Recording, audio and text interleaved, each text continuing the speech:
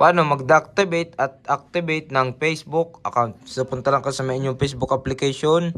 At dito, click nyo lang itong 3 line na nasa kaliwang bahagi. At dito, click nyo lang itong settings and privacy. Settings.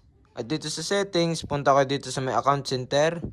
At dito sa may account center, punta kayo dito sa may manage account. At dito sa manage account, click nyo lang itong manage. At dito may makikita na kayo dyang deactivation or deletion. Click nyo lang yan. Nakaset siya sa deactivate. So, deactivate natin. Click nyo lang yung continue. Then, enter nyo lang yung password para ma-deactivate nyo. At once na malagay na natin yung password, click nyo lang yung continue.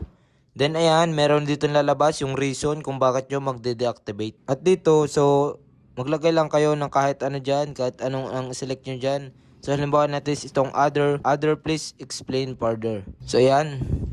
Click nyo lang itong continue. At dito, click nyo lang uli itong continue button. Then, click nyo na itong deactivate my account. At yan, na-deactivate na natin yung ating account. So, paano naman siya i-activate? Click nyo lang itong use another profile. At dito, enter nyo lang yung number ng account na din-activate nyo.